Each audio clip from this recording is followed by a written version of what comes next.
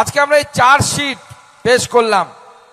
Chargesheet মানে এতে লেখা আছে যে তৃণমূল কংগ্রেসের আমলে তৃণমূল কংগ্রেসের বিধায়ক 5 বছর ধরে এখানে আছেন, তিনি বিধায়ক থেকে সাংসদ হওয়ার চেষ্টা করেছিলেন, কিন্তু দক্ষিণ দিনাজপুরের জনগণ বলে দিয়েছে তুমি বিধায়ক হিসাবে ব্যর্থ, সাংসদ তোমাকে হওয়া যাবে না, তাই কান ধরে তাকে হারিয়ে দিয়েছে। দক্ষিণ দিনাজপুরে তিনি 40,000 ভোটে পিছিয়েছিলেন। ইটাহারের লোক 30,000 ওখান থেকে লিড দিয়েছিল বলে আমরা মাত্র 10,000 ভোটে আমরা জিতেছি, কিন্তু আমরা তার থেকে অনেক বেশি ভোটে জিতেছিলাম। আমার নিজের গোনা ছিল যখন 18,000 ভোট, যখন ভোট বাড়ছে আমাদের, তখন ডিএম বদমাশি শুরু করলো, এখানকার প্রশাসন বদমাশি শুরু করলো। আমরা দেখলাম আমাদেরকে জিততে হবে, 1 ভোটেও জেতাতা, 1 লক্ষ ভোটেও জেতাতা। আমরা সেই জন্য সার্টিফিকেট নিয়ে বেরিয়ে গেছি, ঝামেলা গন্ডগোল করিনি। কিন্তু আমরা জানি কম করেও 20,000-এর বেশি ভোটে ভারতীয় জনতা পার্টি জয়লাভ করেছিল। কেন? কারণ এখানকার হরিরামপুরের বিধায়কের কর্মকাণ্ড।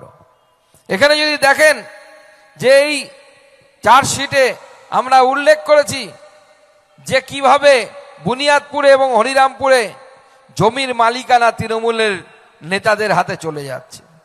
15 শয্যার স্বাস্থ্যকেন্দ্র হওয়ার কথা প্রথমে বলেছিল দৌলতপুরে মন্ত্রী, স্বাস্থ্যকেন্দ্র হসপিটাল বানাবে, পরে বলল না হসপিটাল বানাতে পারবো না, স্বাস্থ্যকেন্দ্র বানাবো।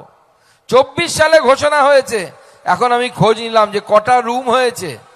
হরিরামপুরের লোক, দৌলতপুরের লোক এসেছেন, দৌলতপুরে এই স্বাস্থ্যকেন্দ্র হওয়ার কথা, খোঁজ নিয়ে দেখুন একটা রুম পর্যন্ত, একটা ঘর পর্যন্ত এখনো পর্যন্ত তৈরি করতে পারেনি। এতটা অপদার্থ আমাদের এখানকার মন্ত্রী। এরকম অপদার্থ মন্ত্রী আমাদের চলবে না, আমরা রাখবো না। এখান থেকে ভারতীয় জনতা পার্টির বিধায়ক আমরা তৈরি করব আগামী দিনে। আমি অবাক হয়ে গেলাম যে এখানে প্রশাসন যে চলছে, 2022 সালে এখানে মিউনিসিপ্যালিটির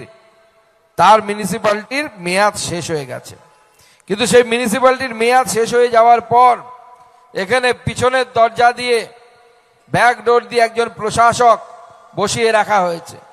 যে প্রশাসকের একটাই কাজ, কিভাবে মাল কমাবো। বাপ বাড়ানা ভাইয়া সবসে বড় রুপাইয়া। পয়সা ছাড়া এরা কিচ্ছু বোঝে না, পয়সা কামানো ছাড়া তাদের কোনো লক্ষ্য নেই। তাই 22 সাল থেকে প্রশাসক বসছে। আর এখন তো আমি শুনতে পাচ্ছি যে প্রশাসক বসে, যাকে মাথায় বসানো হয়েছে সে এসডিও জানেই না, সে মিটিং ডেকে নিচ্ছে। নিয়ম হচ্ছে এসডিও কে নিয়ে তার মিটিং করার কথা।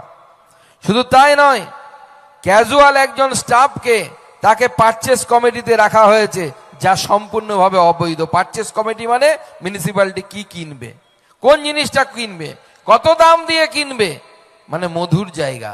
5 টাকার জিনিস 500 টাকায় কেনা হচ্ছে। আর সেইখানে ঢুকিয়ে রেখেছে কাকে? তৃণমূল কংগ্রেসের নেতাদের। তাদের উদ্দেশ্য একটাই, যে পকেট ভরতে হবে। তারা ভাবছে পকেট ভরে বাড়ি করব, জমি করব, গাড়ি করব।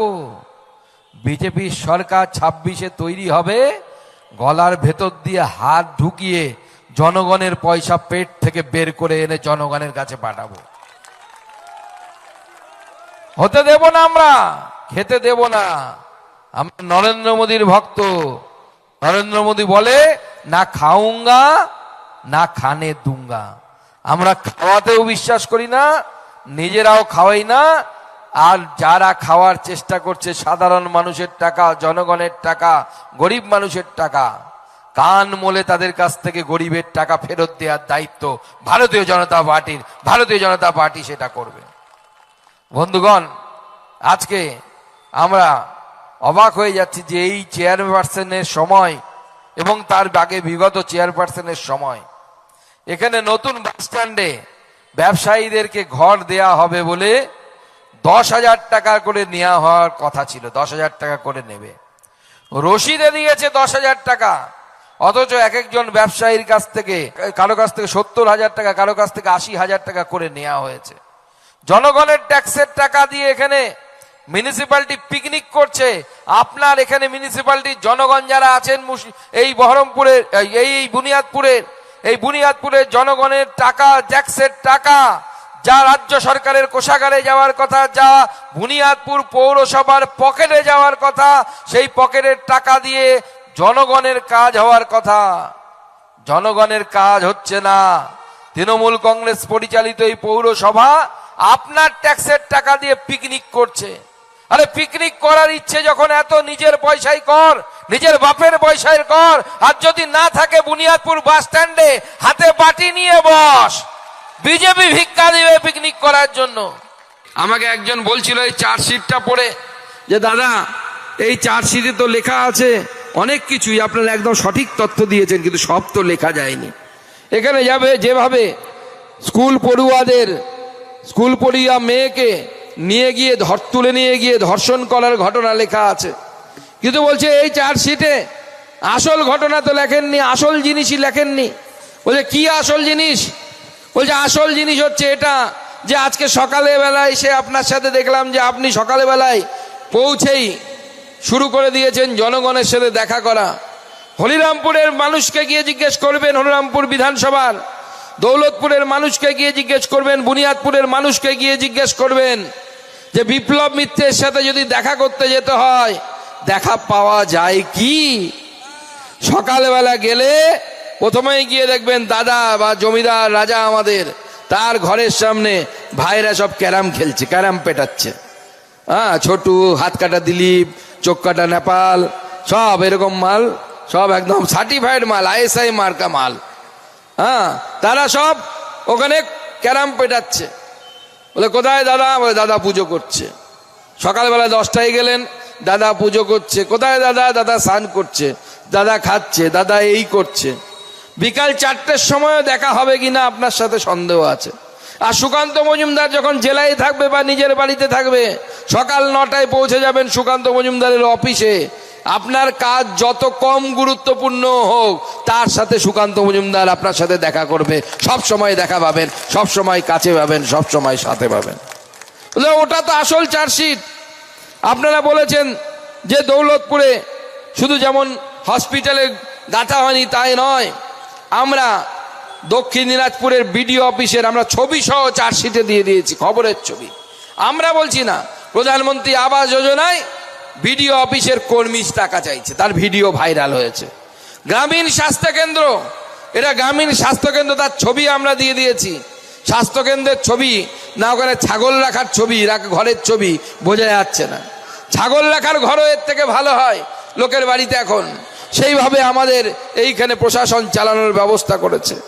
আমাদের এখানে মুসুন পশ্চিম পাড়ায় ভয়াবহ আগুনে আমরা উল্লেখ করেছি যে কতগুলো বাড়ি পুড়ে গেল, যাওয়ার জায়গা নেই, রাস্তা নেই, দমকল পৌঁছলো দেরি করে, পানীয় জল নেই বিভিন্ন জায়গায়, স্বাস্থ্যকেন্দ্রের অবস্থা খারাপ। শুধু তাই নয়, এখানকার মন্ত্রী না গঙ্গারামপুরের মন্ত্রী সেটাই বোঝা যায় না। কোথা থেকে বিধানসভায় নির্বাচিত হয়েছেন? বুনিয়াদপুর, দৌলতপুর এখানকার মানুষ ভোট দিয়েছে, হরিরামপুরের মানুষ ভোট দিয়েছে, নাকি গঙ্গারামপুরের মানুষ ভোট দিয়েছে? আপনার মন্ত্রী, আপনার বিধায়ককে দেখলে বোঝা যায় না। তিনি বেশিরভাগ সময় গঙ্গারামপুরে থাকেন, আর ওনার 2-4টে সন্ডা মার্কা ভাই আছে, তারা হরিরামপুরে দাদাগিরি মেরে বেড়ায়, বিভিন্ন জায়গায় ঘুরে বেড়ায় তার ভাইয়েরা। দাদার সম্পত্তি ভাইয়েরা নাকি রক্ষা করবে। আমরা এসব দাদা ভাই চাই না। আমরা চাই এমন একজন বিধায়ক যে এখানকার মাটির মানুষ হবে, এখানকার মানুষের কথা ভাববে, এই এলাকার মানুষের উন্নয়নের কথা ভাববে। এখানকার মানুষকে আমরা এখানকার বিধায়ক তৈরি করতে চাই। আর আজকে আপনাদের মন্ত্রী বালুরঘাট ল কলেজে, এই বিধানসভার বিধায়ক হয়ে বালুরঘাট ল কলেজে গন্ডগোল হচ্ছে। গন্ডগোলে কার নাম উঠে আসছে? বিপ্লব মিত্র বাবুর নাম উঠে আসছে। আজকে এই পরিস্থিতি যে একটা ল কলেজ জেলার মধ্যে ভালো চলছে না, সেই ল কলেজে পর্যন্ত আপনার মন্ত্রী গিয়ে ওখানে পর্যন্ত ডিস্টার্ব করছে। আজকে তৃণমূল কংগ্রেসের নেতারা বিভিন্ন জায়গায় যাচ্ছে, অভিষেক বন্দ্যোপাধ্যায় যাচ্ছে, আমাদের জেলাতেও কিছুদিন আগে এসেছিলেন, দুজনকে নিয়ে খুব রাজনীতি করার কিছুদিন চেষ্টা করলেন।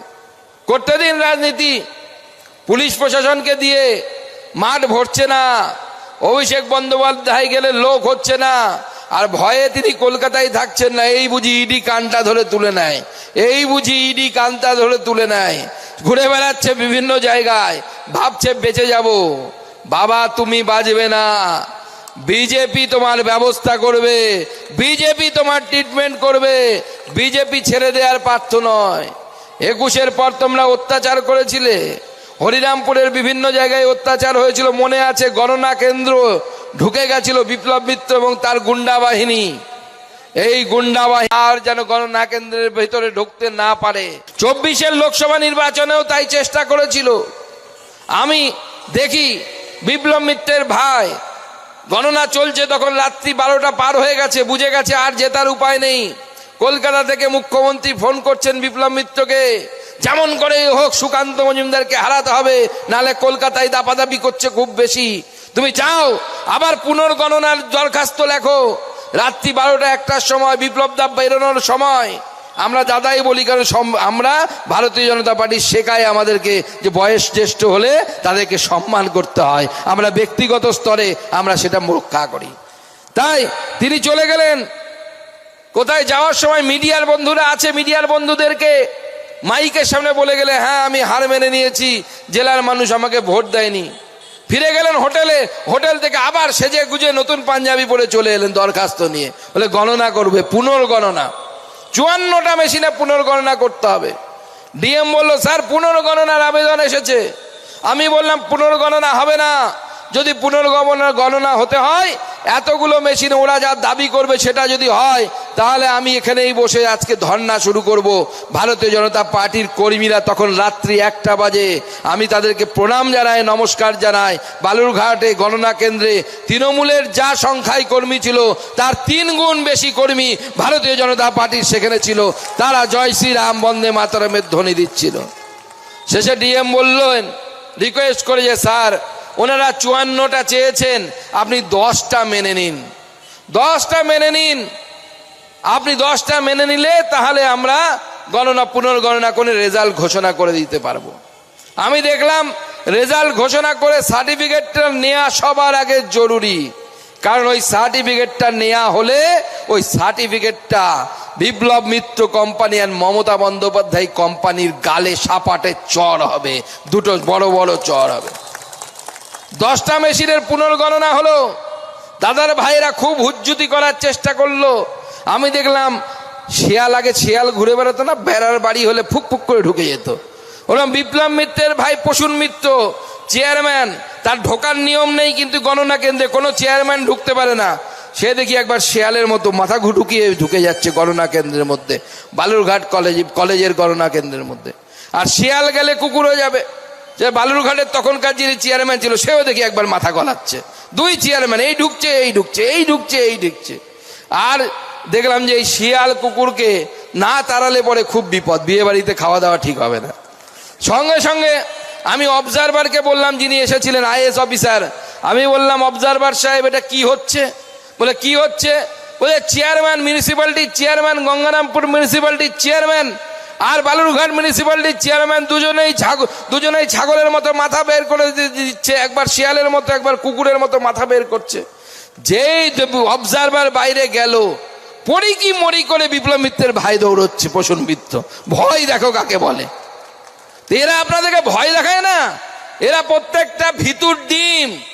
যেদিন আপনারা পাল্টা আঘাত করতে শুরু করবেন, দেখবেন এদের আর অস্তিত্ব খুঁজে পাওয়া যাবে না, এদেরকে বাড়ি থেকে বেরোতে দেখবেন না কেউ, সেরকম ভয় পাবেন না।